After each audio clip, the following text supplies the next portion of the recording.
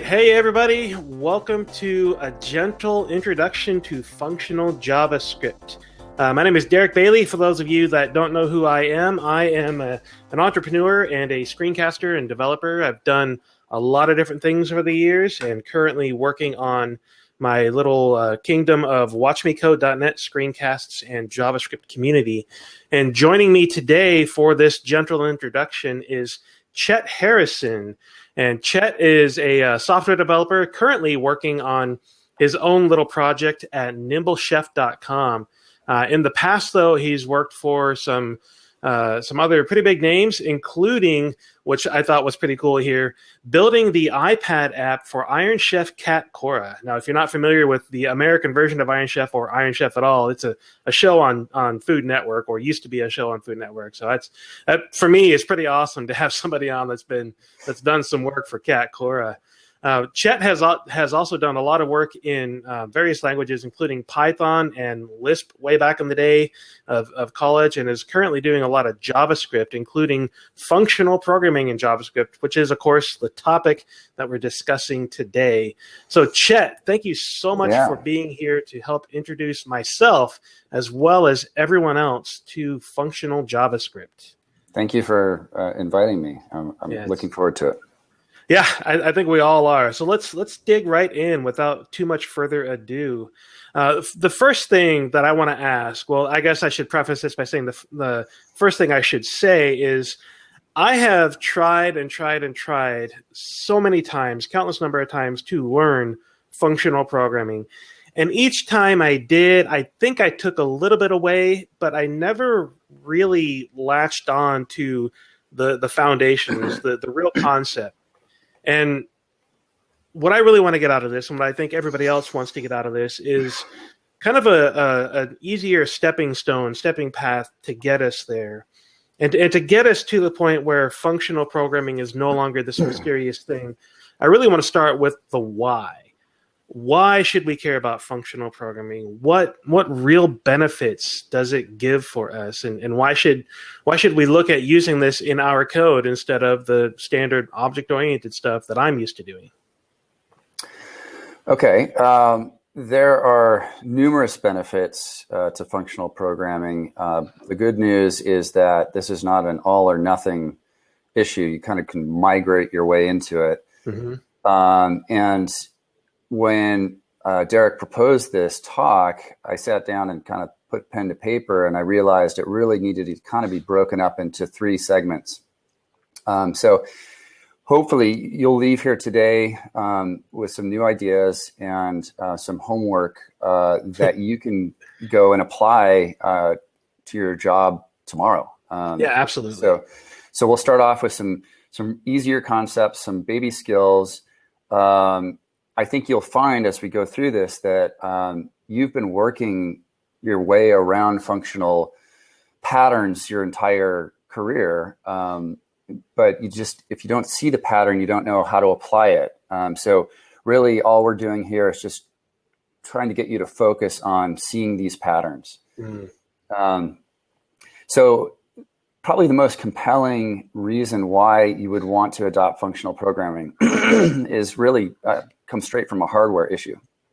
I have a link. We have a GitHub repo set up with a little digest on the course and a glossary of terms and some links. In there is a link to a talk that Robert Martin gave about 2 years, maybe. Yeah, I think 2 years ago, in which he explains that Moore's law has been marching along with astonishing accuracy for 60 years. And unfortunately, we're reaching the physical limits of how small they can make the transistor pass in chips now. I think they're down to like 7 microns, and you need a pipe to put an electron through. So you can't really get much smaller. I don't pretend to understand the subatomic physics of these limitations, but things get a little weird when you go smaller than that. So the preferred strategy currently is to use multiple cores. And if you're going to use multiple cores, that means you're going parallel, and you better be thread safe. And I understand JavaScript engines are single threaded, but you have all kinds of concurrent issues that come up with events and Oh, yes. asynchronous calls. Everything is concurrent in JavaScript except your code. Right. That's the real deal. So if you're working with what we would call a shared mutable state, which I'll cover the definition, you're not concurrent safe. You're not thread safe, and you can't be. You're going to be bottlenecked in one core. Right. So while everyone else's applications are getting faster, when we start seeing, I think my MacBook Pro has 4 CPUs in it. I mean, years to come, it'll be 8 and 16. Just up and up and up. So there's some compelling reasons why you would want to do this. You don't want your apps to just stay at one speed indefinitely. Right. And in the past, in order for me to get around that limitation, I've had to do things like standing up another instance of the Node.js process. And that can be a lot more taxing on the box than just having something that can run across multiple cores natively. Right. Now, as far as other aspects of it, you'll start to see, just take air handling. Mm-hmm. Air handling has a ton of boilerplate when you really look at it, and you're sprinkling that all throughout your code. And there is a lot that could be abstracted out of that process and put in one place. And we're going to see how functional programming really shines on that particular issue.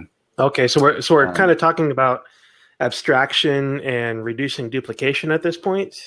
Yes, yeah. A lot of the patterns in functional are very, very simple. They're very, very simple. And today, the way we want to kind of dip our toe in the pool here is we want to talk about containers. Mm-hmm. And probably the container that everyone's used to would be an array.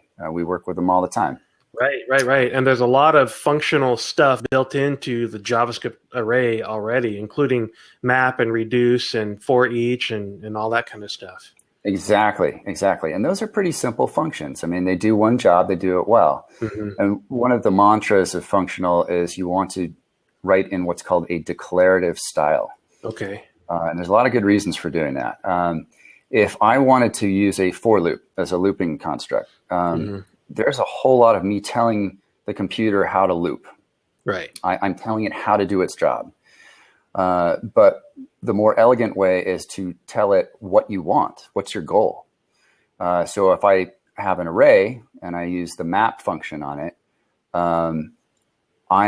map expects a function, and it's just going to apply that function to each of the individual items in the collection, and then give you a new array.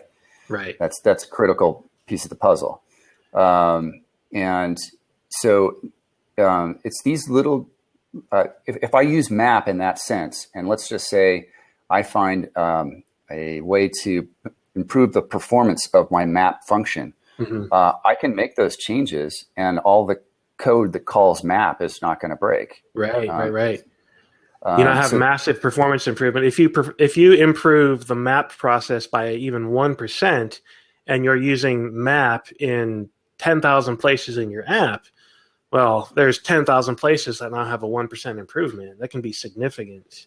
Yes. So you mentioned having map return a new array out of its result after processing everything.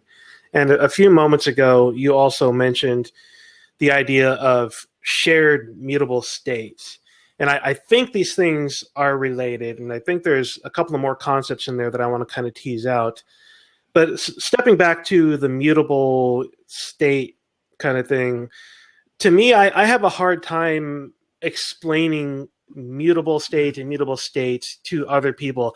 I think I have a fair understanding of it, but it always ends up sounding like some terrible, cheesy X-Men comic book script that I'm trying to write whenever I try to explain it to someone else. And I can't get the mutant idea out of my head. So what is mutable state, immutable state? What are the real dangers which side of that is dangerous, and what are the benefits that we're going to see from fixing those problems? Okay, yeah, this was one of the more mind-blowing aspects of functional programming when someone told me that we're not going to mutate variables, because it's the first thing I learned when I sat down at my TRS-80 back in 1979 and started writing BASIC. And you declare a variable, and then you assign it a value, and then something changes and you change that value, right? So that's called a mutation. Yeah, I mean, that's the definition of a variable, right? It varies. It varies, right? Exactly. So there's a simple trick that you employ in functional programming to get around this, and I'll go into the reasons why you want to do this after that. But essentially, the way you work in functional programming is you have a value. You want to transform that value into some other value using a function. So you pass that value into the function, and the function does its business and returns something that's new. It doesn't change the old. It doesn't reassign the old variable. It gives you a new instance of something that's similar. So let's just say you had, just take map, for example. It's non-destructive. You give it a function. It runs that function on each item in the list and gives you back a brand new array. So if you look at the old array, nothing's changed. Right. And that's it. Yeah. That's all there is to it. And it's as simple as even going down to math. I mean, we do addition and subtraction in JavaScript with just the plus and minus operators. And those are ultimately just functions that we're passing parameters to. And so we have the first parameter on the left and the second parameter on the right, and it's a special syntax that JavaScript understands. But ultimately, the operation that is performed is returning something new. We're not changing the value on the left or right. We're returning something new out of that. Yeah, all JavaScript primitives are immutable. So if you've concatenated two strings together, you've just done it. I mean, you've got a new string, right? So now you see the pattern, right? It's not. It was really kind of mind blowing at first, but when you kind of think about concatenation, I mean, that's it. Yeah, right there. That's the pattern. So jumping off of that deep end, which we're probably going to cover this in a much further down the road point, I've never understood how I could do real user input and change of my system without mutating objects, without changing variables. Person.eyecolor equals blue, person.hair equals black, height, whatever it is, where I'm constantly changing the values and the state of an object in my code. Is that something we're going to get to later on, or is there like a 30-second gist? No.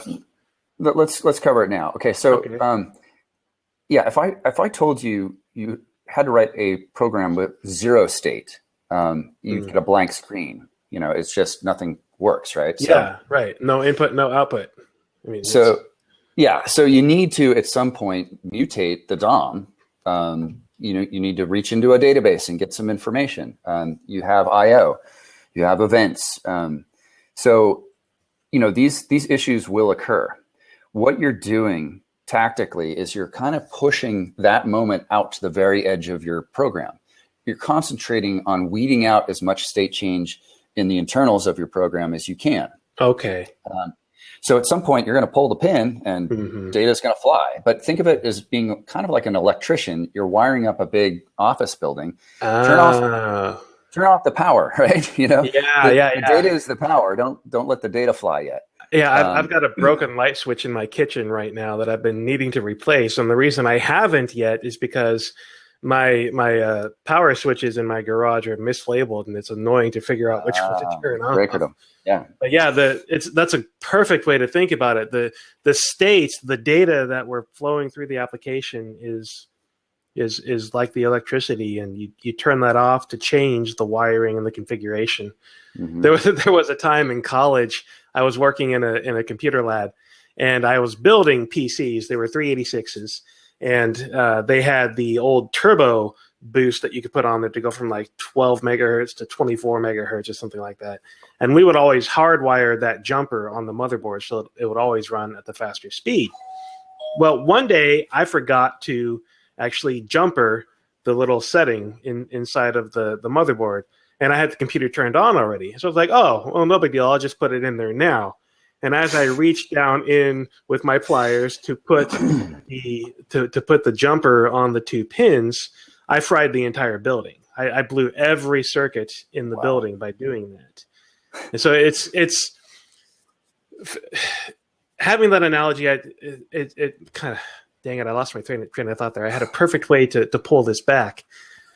The data, the state, the ability to modify that computer. Say that computer was an object, and I'm just going in there and changing things willy-nilly. I have a real chance of actually frying that computer, blowing all the circuits in that building. Right. But if we look at the computer as really what it is, a series of pathways for electrons to flow through, instead of changing those pathways whenever we want to while the thing is turned on, we have to turn it off. We have to keep it safe. We have to get the electricity, stop the electricity from flowing through it before we can make those kinds of changes. Otherwise, we cause real problems. So I guess the analogy is that in software development, we are constantly changing the physical hardware that data is flowing through when we're mutating objects and mutating state, because we're changing the decisions that the objects are making about how they are going to be running, how they are going to do the next thing based on the state of the current object that it's looking at. And the safer way to do things would be to stop the flow of data, make the change to the algorithm, to the code, and then let the data flow through it again instead of mutating what is currently there, hoping that it works out in the end. Right. And I will say there's, for folks that have spent hours combing the internet trying to, learn functional programming as it pertains to JavaScript, I mean, there's been kind of a hodgepodge of, bad information out there. There's been some good stuff, but it's really kind of a new paradigm for JavaScript, because you need 3 things to have a truly functional language. You need first class functions, and you need higher order functions. And then you also need proper tail call optimization, which we only got last summer when ES now 2015 is approved, right? And the reason why you need the tail call optimization is because, get this, recursion is kind of the preferred looping construct in functional programming. Yeah, wow. I know, because it's kind of mind-blowing. But anyways, so let's cover those terms, because if we're going to be doctors, we can't talk about ouchies, right? Right. So first-class functions are valid values, like primitives. So you can assign them to a variable. Right. So in JavaScript, we can literally say var a equals some function expression, and a is now that function. Exactly. We can pass functions in as parameters to other functions. We can return functions from functions as well. And those are called higher order functions. Okay, higher order functions. So you have first class. That just means it's a valid variable. A function is a valid variable.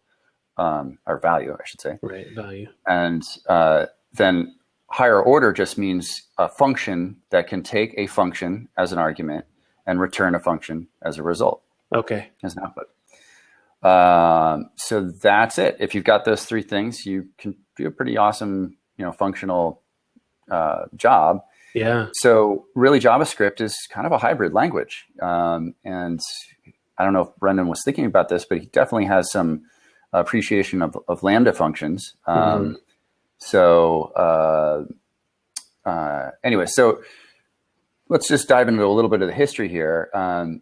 Functional programming has really, really deep roots. Starting way back with Alonzo Church and Lambda calculus. And if you've ever seen this book before. Is that the structure and interpretation of computer programs? Yeah, Abelman classic Sussman. Text. Yeah. So I went through that back in college, and that was written in Scheme, which is a Lisp-like language. Great book, and as Martin points out in his talk, the link that I put on the repo, they go through the first half of the book without reassigning a variable. 250 pages of code with not one mutation. Wow. And then they stop and say, now we're sorry, we're going to introduce you to this, but that was called the substitution model. Now we're going to talk about the environment model, in which we're going to introduce state, and then the rest of the book, deals with that. But fascinating read. But just watch the Martin video; it's really good. Yeah. And then I was, continuing on why it's been kind of difficult to master functional in JavaScript is that a lot of the examples out there predate any kind of specification. There was a specification called Fantasyland, which has got kind of an interesting history. It does. But it details what we call the algebraic structures. And that's what we're going to cover in the next course, the famous monad and things like that. For example, Crockford's gonads and monads talk came out before that spec. And so everyone, when we talk about a monad, is using a different term for return and bind, or that's what they would call it in Haskell. Right. And even the Fantasyland spec, their version of return and bind is of and chain. So, for me, as I was just, trying to digest all this stuff, I would look at the same pattern and I go, but that's called return and that's called bind. Why are you calling it, point and whatever? So that's led to a lot of confusion. But I don't know. Do you want to talk about that book, or should we save that for later? Let's continue on with some other subject matter for the moment. I want to go back to what we were talking about with the map function earlier. We mentioned before the idea of immutable state, and how this function avoids mutating state. The array.map function returns a new function.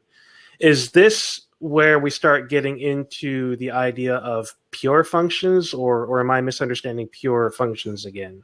Yeah, well, let's cover purity, because that's a pretty important topic, because it lends itself to applying certain mathematical rules to our functions. So purity is, let's talk first about referential transparency. It's a big term, but it just means a consistent input maps to a consistent output. So if I give a function A, it's always going to return B. Right. That'll never change. Right. 1 + 1 is always 2. Exactly. So I made a little example JS bin in which we created a bank account. Yeah. Can we show that on your screen? Sure. Let's see. I remember how to do this. Screen share right below your video. Yeah, gotcha. Okay, great. So this top implementation is what we call the imperative style. This is object-oriented. You create a bank account right here, and you give it a balance, and then it holds on to a reference to the balance. And then we've got this method called withdraw, and you pass in an amount. It deducts that from the balance and then returns your balance. So here's a little bank account in action. We create a new bank. We give it $100. We withdraw 25, and then we withdraw 25. Now, notice the first time we do this withdraw, we've got 75, and the next we've got 50, right? So same function, but it's returning 2 different values, right? So that's inconsistent. So that's impure. Okay. I see. Yeah. That makes sense. And one of the great side effects of side effect, that's kind of an overloaded term, but one of the great benefits of purity is that you can cache it, right? Right. You can throw a little memoize function on any one of those functions, and it's always going to short circuit your fancy logic if you send in the same input. Yeah, so I've done that a number of times with old Backbone applications where I had a function that I essentially wanted to cache the result because it was an expensive operation, and it would always return the same result every time I called it with the same input. So I used the underscore dot memoize function to remember with these inputs, I get these outputs. And that is that whole process right there is very much a functional concept. Yeah. So if you can cache a function, that's a valid test of referential transparency. Okay. So purity combines that with a few other little goodies. Let's see. Let me finish up this example here, since we're here. Okay, so in a functional manner, you would create this fbank object right here, right. And then we'd have a withdraw. But notice how this one's implemented, right? Instead of just mutating the balance, we create a new fbank and we give it a new balance. Oh, that's interesting. So what this is akin to, if you think about it, is, so if we do the same operation down here twice, right? Fbank withdraw 25, 25. We're always going to get the same result. Right. But we're creating a new instance. So when we check the new instance, then we get the correct answer there. Right. So what this is akin to is a bank statement, right? In the first example, the top imperative example, it's like going and checking your bank account, right? You go to the ATM, what's in my account? Right. The bottom version is like getting a bank statement at the end of the month. It says, okay, on this day you withdrew this much, and on this day you withdrew this much. And now your final balance is this, right? So we are kind of holding on to this history of mutations. And there's an example in the repo, which is kind of cool. Let me see if I'll show it to you here. If you're programming with Facebook's React using Redux, you can do what's called time travel debugging. So you can literally see this little slider down here. Yeah. You can literally move your way through all the mutations, because what Redux is a state container, an immutable state container for your DOM. Oh. So you can roll through that history as you're debugging to kind of see, where the mutations took place, and it's kind of nifty.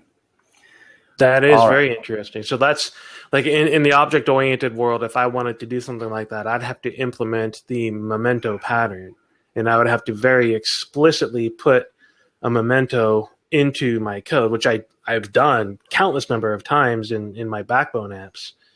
But with this kind of purity that you're talking about, instead of modifying my object, back to my person example, person.hair equals black. When I do that, instead of having an attribute that I assign to, would you have a function? You would person.set hair color and have that return a new person object with the new hair color?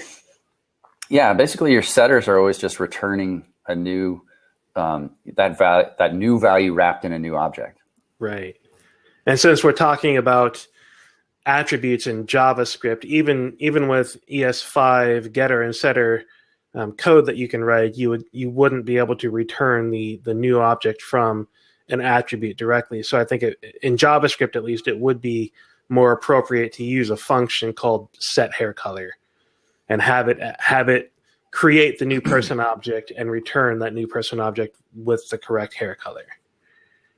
Right. So yeah, I mean, and there's, as we get into the second course and get into monads and the structures, you'll start to see some of these simple patterns kind of take this shape of a container that you put a value into, and then you've got a function that you can pass a function to, and you can operate on that value.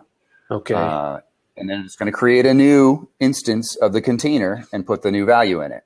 And that's how you compose these things together, because composition, we should touch on, is probably the fundamental underpinning benefit of functional programming. Okay. So with composition, most people are familiar with chaining function calls. So with a chain function call, you have some kind of object that might have a whole host of different functions that you can call on it. And you call one of these functions, you pass in a value, and then it returns a reference to itself. So then you can call another one of the functions that's hanging off the object and transform the return value from the first function through this chain. And so you get, map, filter, reduce, all of those are functions that are hanging off the prototype of the native array. So you can pass the results of a map into a filter, into a reduction, Right. And you can kind of see how elegant it is because it's very easy to read. Yeah. So first I'm going to do this. Yeah. Yeah. The array dot map pass in a function reference dot filter pass in a function reference dot sort pass in a function reference. So you have all these functions that you're just chaining together. Exactly. And jQuery does this, all day long. Right. And it's a really elegant way to write code. So with functional composition, you're kind of doing the same thing. Okay. Composition technically reads from right to left. You have to keep that in mind. Or if you want, you can prefer to use what's called the pipe. And pipe is just like a Unix pipe. It reads from left to right. But when you write in a functional style, you're also typically trying to strive for what's called point free. And point free is calling a function, but not explicitly passing in a variable name as a parameter. Okay. So if you're going to compose, let's say, two math functions together, you would just say compose, open bracket, close, open bracket, add, and subtract, and close bracket. And add and subtract take arguments, but you don't see any arguments in that call because you're just piping the information. Ultimately, what compose does is gives you back a function. You pass it a seed value, and that gets piped through both of those composed functions. So it does the add first, passes it to the subtract second, and then hands you back your return value. And so I've got let's see, I've got an example. I'm gonna link I forgot to put a JS bin link in the repo, but I will link some composition examples in there a little bit later on. But let me just go down my glossary hit list here because I want to get some of these things covered so that when it comes time to homework, you got it figured out. Can you share your screen again? Yeah. So here's the glossary from our GitHub repo here. We've covered first class functions, higher order, side effects. I guess we didn't really touch on side effects. So briefly, a side effect, well, it defined right there when a function mutates state outside of its scope. That's basically saying you have like a global variable, for example, and a function modifies that global variable. Yes, I mean even logging to the console, but even logging to the right, because that is state outside of the function. The console is. Yeah, exactly. So, you want your functions to kind of mind their own business. They shouldn't be going around messing with, other aspects of state in your program. If you have a function, let's say you declare a variable X and then you declare a function called increment, and inside increment, it goes out and grabs that reference to X and increments it. That's naughty. You're not supposed to do that. So within your pure function, it has to be referentially transparent. It has to have no side effects, and you have to pass in all the resources that it needs to do its job. It can't go out and access stuff outside of its scope.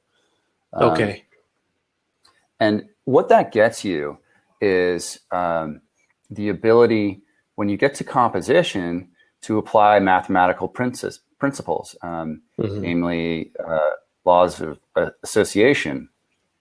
So in math with the associativity rule, integers plus is a binary operator over the set of integers that is associative. So in other words, a plus b bracketed and then plus c is the same as a plus b plus c bracketed, maybe. So it's what that allows you to do is, let's say you are processing an array of values in your composition. And in your composition, you have simple functions that work on individual items. You're going to have to add that to a map function and then feed in your array, and it will map over those values. Now, let's say the second part of your composition requires a map and another little function as well. You're mapping over that array twice, and that's not very performant. So with the laws of associativity, you can simply map over the entire composition. So you kind of pull the map on the outside of the composition versus having it on the inside twice. Do you have a sample code, or can you whip up some pseudocode to kind of show that? I'm not quite following what you're meaning by. Yeah. Okay. Yeah, I'll whip up a little bin here. So just to show you associativity right here. Okay. We've got this construction right here is exactly the same as this formula right here. Right. But with subtraction, it's not the same case, right? It's not associative. Okay. So let's see if we can pull up a bin. Add in a little Ramda. Ramda is a functional library that's a little bit like Lodash or underscore. Okay. Let's see. JSBins can be a little bit finicky. Sure. So let's see.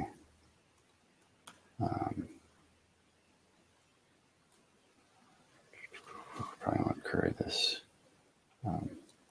Well, even if we can't get a full JSBin actually working here, what is can you, just even a notepad or something, just some pseudocode, just to give me the idea of composition? Like I constantly end up iterating over an array multiple times. I do that very regularly. Map to do this, map to do that, map, for each over it for this reason, for each over it for that reason, put the results together. And I'm very interested in at least some pseudocode to show me how I can avoid that, because I've often wanted to avoid that. Okay. I think I got something coming here. Okay.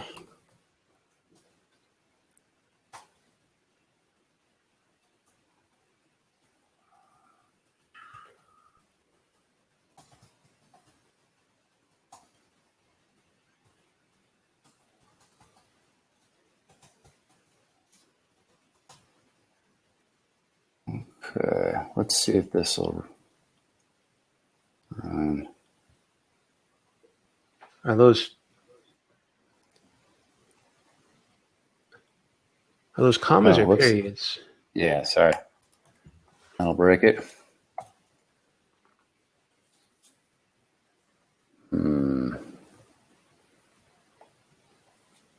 Oh, you probably just have to use var instead of const. It's complaining about const. Oh, yeah, I didn't do Babel. Sorry. Gotta get the transpiler on there. Okay. All right, come on.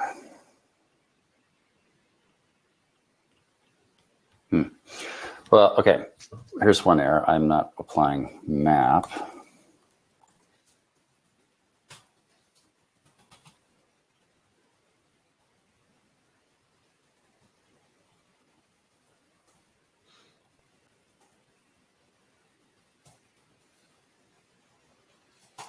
Okay, so in this composition right here, this call is going to return a function that's waiting for input. Okay. Okay. now, since I've wrapped all of these calls to increment in a map function, it's waiting for input. It's what we call partially applied because it's a curried function. And we'll touch on currying in just a second. So what I'm doing is I'm calling this function and I'm passing in an array of numbers. It's like putting that right here. Okay. It's the same thing, you know? Right. So what it's going to do is individually, it's going to take 1, 2, and 3 and increment them. And then it's going to pass it to this call right here. It's going to take that result and increment that. And it's going to take that result and increment it again here. So the output should be 3, 4, and 5 at the end of the day. Right. I don't sure why it's not running, but this is inefficient because we're mapping over this 3 times, right? Yep. So with composition, since we know it's an associative relationship, we can go like this.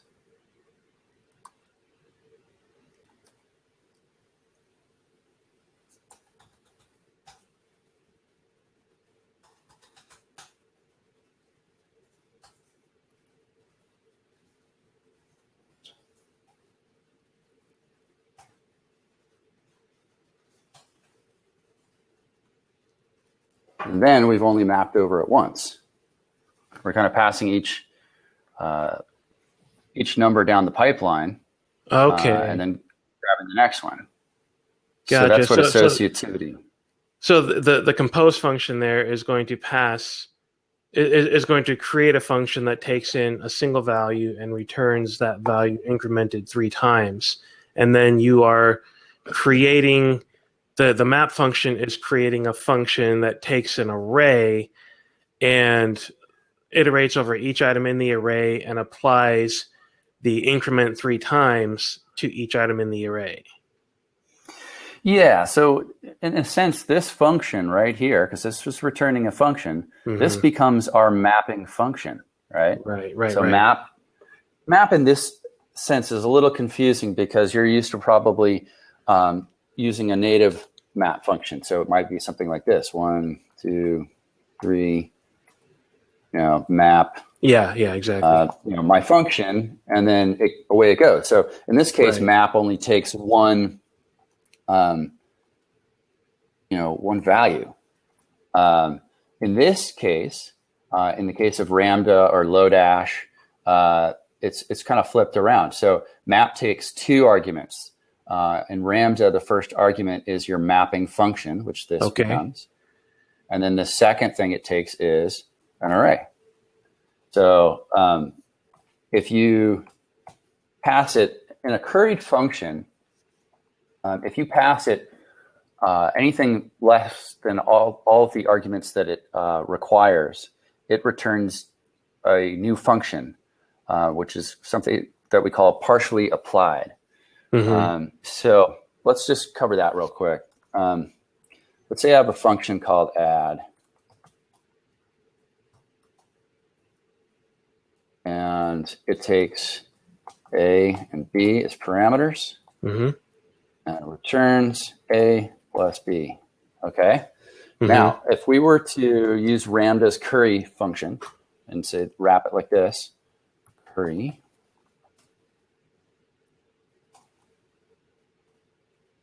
Then we were to make something called, let's just do this, const decrement equals, decrement is bad. All right, we'll just call it add 3, right? And we call add, and we pass it in one of the parameters. It's going to give us back a function that looks like this. Oops. So add 3 is going to look like this.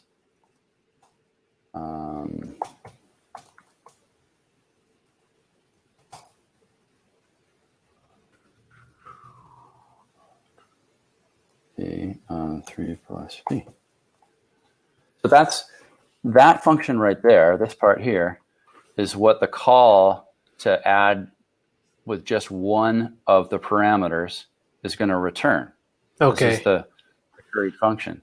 So to fire the function, if I go add 3 and I go 2, our result is going to be 5. Right. It'll pass back the value. So currying versus partial function application is something that I've constantly been confused about.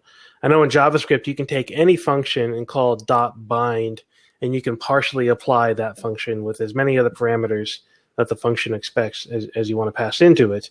And the .bind returns a new function that always has those parameters set on the original function call. So yeah, and that's what's the difference between currying and partial function application? Because you're saying that the curry process, the curry function, allows you to partially apply a function? exactly. When we do this little wrap right here, we put this function as a call to curry, right? Mm-hmm. It's sitting there waiting. It hasn't really changed it at all. It's just waiting for partial application to occur, which happens right here. Mm-hmm. Or if I wanted to, I could call it like this: add, 1, 2, and it would fire. It would return back a value, 3, right? So currying in itself doesn't really. All it does is give you the ability to partially apply arguments to a function. And I might point out, just as an important side note, the two main libraries that you're going to use for functional programming are going to be Lodash and Ramda, at least as far as I know. And they kind of approach this in different ways. Ramda will use this style with curry. Okay. Lodash has something called partial. And really under the covers, it's doing exactly what we were talking about with the bind. The subtle difference between curry and partial is with partial, you are passing in, these arguments that you want to partially apply to your function. And then it's going to expect, like, let's just say you had a function with A, B, and C as parameters. If you pass in just A, or you partially apply A with Lodash, it's going to expect to see B and C together. Whereas with a curry, it doesn't care. You can dole it out. In one param, and then the return function, you can pass in a second param, and then the return function again, you pass in the third one, and it gives you the final result. Right. Okay. So the number of arguments that you've got in your function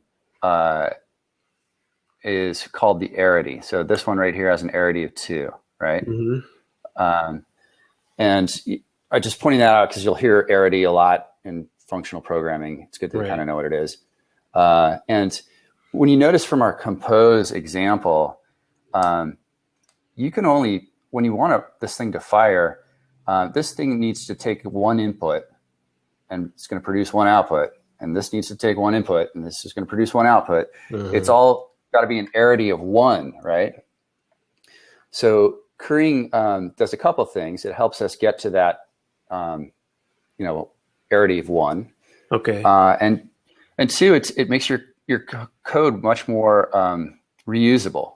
I mean, maybe this is kind of a poor example, but I didn't have to write a whole bunch of code in order to make add 3. I just called this function with this, and now I've got a function that adds 3. So that's a nice benefit of that too. But anyways, it's getting kind of late in the talk. Do you want people to ask questions, or are you going to ask more questions? Yeah, we do only have about 10 minutes left at this point, so I want to get through some of these questions that we have down below. Clearly, there's a lot more that we want to cover in all of this, and we are, as Chet said earlier, we are planning to do a second and third iteration of these webinars. And I also have a nice little bonus piece for everybody in the audience that I'll mention in a few minutes. But before we get to that, let's go through some of the top questions. And the number one question is, what is functional reactive programming? I know a lot of new JavaScript libraries are considered FRP, but I still don't get what that means.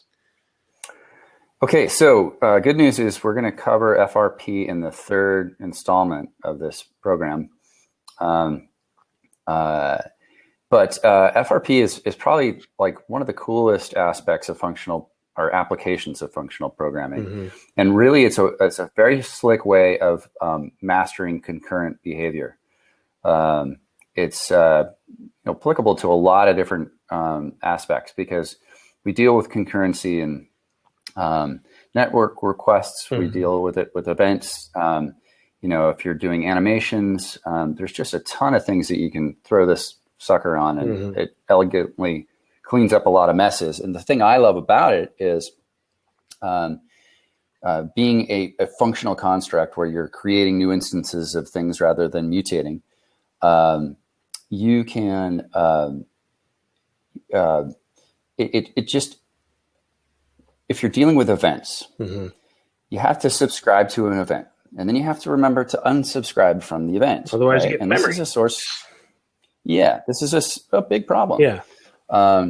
And so it uses a pattern called an observable.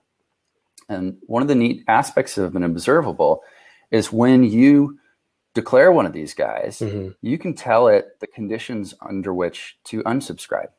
So it cleans up its own mess. Okay. I want to get too deep in the details because we're going to cover that in a whole different session. Right. But RxJS is just one of many libraries out there.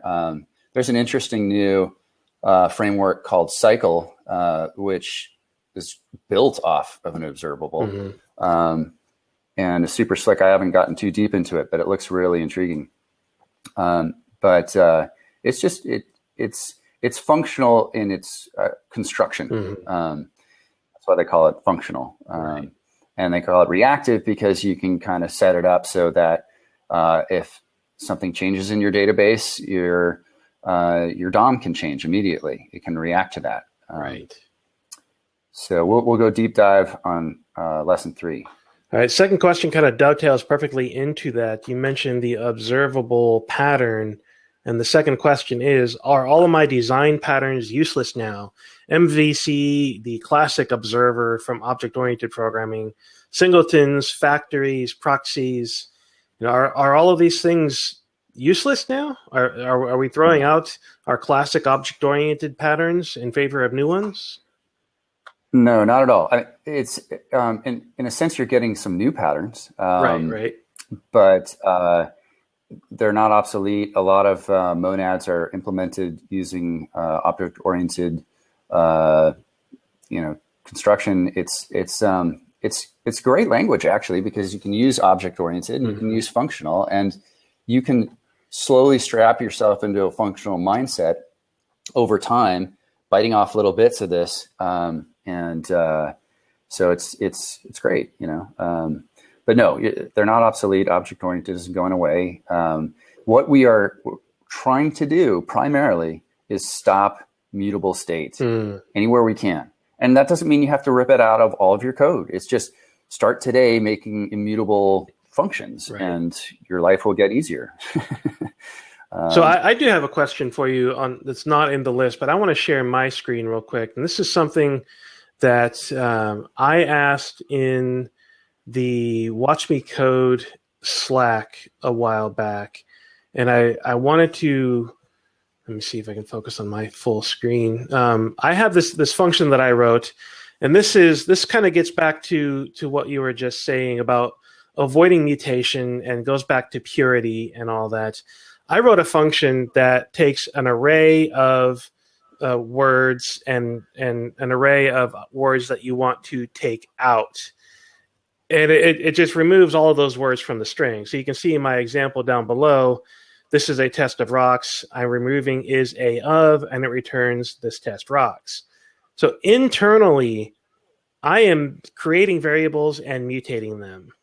And I know from what you said earlier, this is not a side effect. I think this is not a side effect because it's not modifying some global shared state. It's only modifying internal state. Is this still considered bad? Is this, or would this be okay in functional programming because I'm limiting the mutation of things to within this function? Well, I think the purist would tell you that that's bad, Right. but in my personal opinion, what happens in the function stays in the function is how I would put it. Okay, You know, gotcha. I'm not adverse to building up a complex object or an array, Right. as long as it's staying in its function. Yeah. That's fine. Yeah, because what I'm doing here on line 6, I mean, this made me queasy, saying part list equals part list dot filter. I didn't like that at all when I wrote it.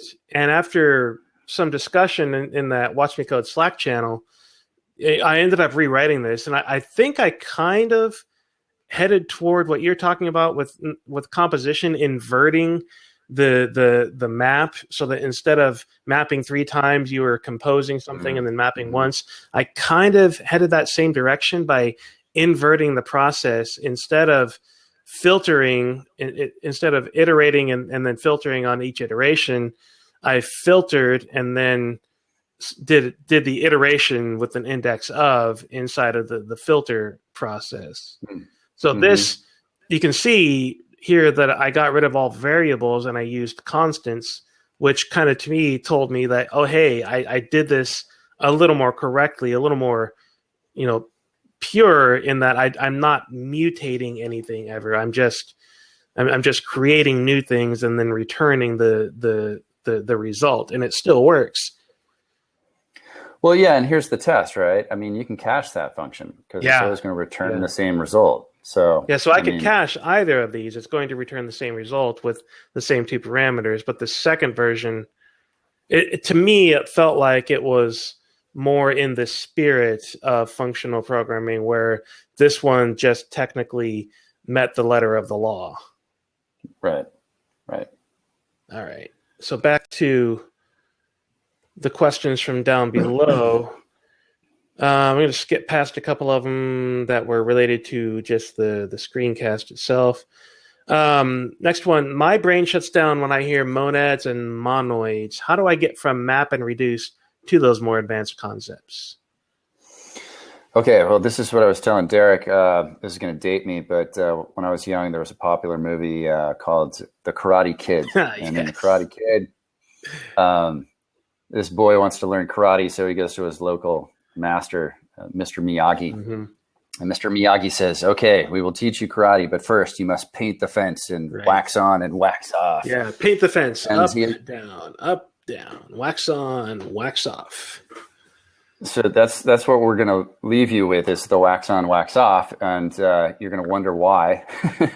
But when we get to the next screencast, you'll go, oh, wait, I already know karate, because these are the exercises that you need to do. Right. So the ones I want you to do, this is a really slick online tutorial. It's written by Jafar Hussain, who's the tech lead at Netflix. Super nice guy, one of the smartest people I've ever listened to. And it's going to walk you through a couple of array functions like map, filter, reduce, concat all, zip. And you're going to see how those are implemented. You are going to apply them to a lot of complex data structures and get comfortable looking at the world through this process of chaining these various transformations together. Okay. And that's all these patterns are going to come around in the next cast, and then finally in the functional reactive programming, you'll see all these patterns all over again. Right. And you got to get comfortable with it. It's a little bit of a weird way of thinking about things, but it's super powerful, and you will be able to go to work tomorrow and apply these things. So I highly encourage you to do the wax on, wax off. Yeah. So practice, that's really what it comes down to. It's, for me, a lot of these concepts are very uncomfortable, but the more I just practice them, the more I just sit there and think about it. Showing that example of the filter words function that I wrote, I could have just grabbed a library to do that, and it would have been done. But it was better for me personally to sit there and struggle over that implementation and actually get it done for myself, for the practice, for the learning aspect of it. We are at an hour already. There are many more questions down below, many of which have some comments and some answers to. I think we're going to have to skip past most of these questions for now. As we said before, we are planning a second and third webinar at this point. I've posted some links inside of the chat room so that you can get to some of the resources that we're talking about. And the most recent link being that tutorial from Jafar. Do some homework before the next session. I think we're going to get deeper into the code a little bit in the next session, and we're going to start covering some of the more advanced topics instead of being quite so gentle. We're going to get a little more firm with it, really. And in order to help you with that homework out, I am actually quite happy to say that Manning Books has offered to provide a discount code for everybody that is registered for this to get 39% off of their functional programming in JavaScript book. It's a phenomenal book. Chet and I both started reading it over the weekend, and we're both phenomenally impressed with this. So I will send a link out to everybody that's registered for this webinar. You'll get the discount code and the link to go make that purchase, so that between now and the next webinar that we are still planning, you'll be able to get up to speed a little more on the topics that we've covered today, and maybe have a little more experience through which you can ask some good questions. Okay. At this point, I'd just like to say thank you once again to Chet. It's been truly eye-opening for me to have you here and answering a lot of these questions for me. I think I have a better understanding now of things like purity and currying, especially, than I did when we started talking earlier. So thank you very much for being here, and thank you everybody for watching this webinar, and be watching for the next one of these webinars brought to you by watchmecode.net. All right.